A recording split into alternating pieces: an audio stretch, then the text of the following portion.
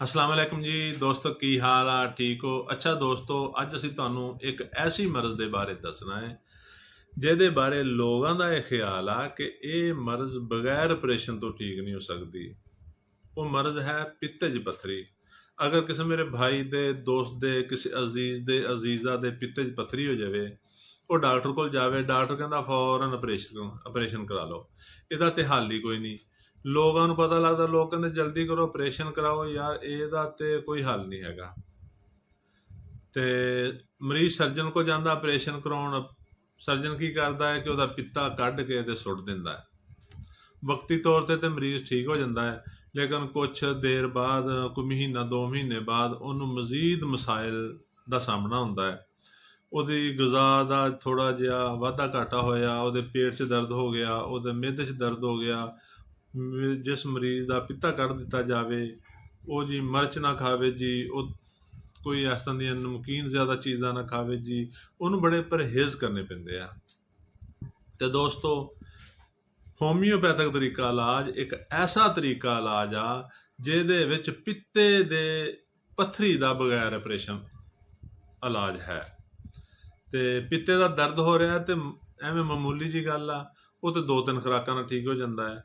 ਤੇ ਪਿੱਤੇ ਦੀ ਪੱਥਰੀ ਵੀ ਇੱਕ ਖੁਰਾਕ ਨਾਲ ਨਿਕਲ ਕੇ ਪਾਣੀ ਬਣ ਕੇ ਨਿਕਲ ਜਾਂਦੀ ਆ।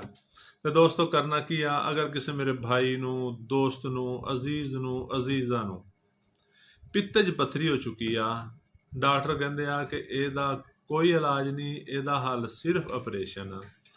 ਤੇ ਮੇਰੇ ਦੋਸਤੋ, ਭਾਈਓ, ਆਪਰੇਸ਼ਨ ਨਾ ਕਰਾਇਓ, ਪਹਿਲੇ ਇਹ ਦਵਾਈ ਇਸਤੇਮਾਲ ਕਰਕੇ ਦੇਖੋ। ਚੰਦ ਰੁਪਇਆਂ ਦੀ ਦਵਾਈ ਆ, ਇਹਦੇ ਇਸਤੇਮਾਲ ਨਾਲ ਤੁਸੀਂ ਠੀਕ ਹੋ ਜਾਓਗੇ। ਅਗਰ ਫਿਰ ਵੀ ਤੁਸੀਂ ਕਹਿੰਦੇ ਹੋ ਕਿ ਨਹੀਂ ਠੀਕ ਹੋਏ, ਤੇ ਫਿਰ ਤੁਹਾਡੀ ਮਰਜ਼ੀ ਆਪਰੇਸ਼ਨ ਕਰਾਉਣਾ ਜਾਂ ਨਾ ਕਰਾਉਣਾ। ਲੇਕਿਨ ਅਸੀਂ ਤੁਹਾਨੂੰ ਐਸਾ ਹੱਲ ਦੱਸ ਰਹੇ ਹਾਂ ਕਿ ਤੁਹਾਡੀ ਪੱਥਰੀ ਚੰਦ ਦਿਨ ਦੇ ਵਿੱਚ ਨਿਕਲ ਜਾਣੀ ਆ।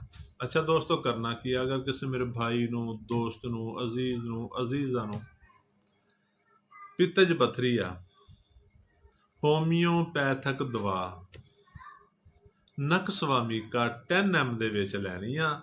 ਇੱਕੋ ਹੀ ਖੁਰਾਕ ਬਹੁਤ ਆ। ਇਹ ਤੁਸੀਂ ਇੱਕ ਖੁਰਾਕ ਲੈ ਲਓ ਤੇ ਦੂਸਰੇ ਦਿਨ ਤੁਸੀਂ ਕਾਲੀ ਮਿਓਰ 1 ml ਦੀ ਇੱਕ ਖੁਰਾਕ ਲੈ ਲਓ।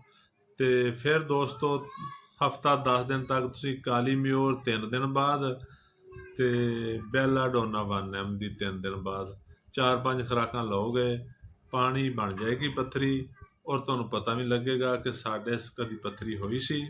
ਤੇ ਦੂਸਰੀ ਗੱਲ ਇਹ ਆ, ਅਗਰ ਪਿੱਤੇ 'ਚ ਦਰਦ ਹੋ ਰਿਹਾ ਹੈ, ਕੋਲੈਸਟੀਨੀਅਮ 1x ਤਾਕਤ ਦੇ ਵਿੱਚ ਲੈ ਲਓ। 10 ਕਤਰੇ ਸਵੇਰ, 10 ਦੁਪਹਿਰ, 10 ਸ਼ਾਮ ਪੀਓ। 2 ਤੋਂ 3 ਖੁਰਾਕਾਂ ਨਾਲ ਦਰਦ ਖਤਮ ਹੋ ਜਾਏਗਾ ਔਰ ਇਨਸ਼ਾਅੱਲਾ ਦੁਬਾਰਾ ਦਰਦ ਨਹੀਂ ਹੋਏਗਾ। ਤੇ ਦੋਸਤੋ, ਸਾਡੇ ਪੇਜ ਨੂੰ ਫਾਲੋ ਕਰੋ, ਸਾਡੇ ਚੈਨਲ ਨੂੰ ਸਬਸਕ੍ਰਾਈਬ ਕਰੋ, ਸਾਡੀ ਵੀਡੀਓ ਨੂੰ ਲਾਈਕ ਔਰ ਸ਼ੇਅਰ ਕਰੋ ਤਾਂ ਕਿ ਆਉਣ ਵਾਲੀ ਵੀਡੀਓ ਤੁਹਾਨੂੰ ਜਲਦ ਮਿਲ ਸਕੇ ਔਰ ਮੇਰੇ ਦੋਸਤਾਂ ਦਾ, ਅਜ਼ੀਜ਼ਾਂ ਦਾ, ਭਾਈਆਂ ਦਾ ਭਲਾ ਹੋ ਸਕੇ, ਤਾਂ ਕਿ ਉਹਨਾਂ ਦੀ ਵੀ ਪਿੱਤੇ ਦੀ ਪੱਥਰੀ ਨਿਕਲ ਸਕੇ ਜਾਂ ਪਿੱਤੇ ਦਾ ਕੋਈ ਮਸਲਾ ਹੈ ਤੇ ਸਹੀ ਹੋ ਸਕੇ। ਸ਼ੁਕਰੀਆ। ਅੱਲਾਹ ਹਾਫਿਜ਼।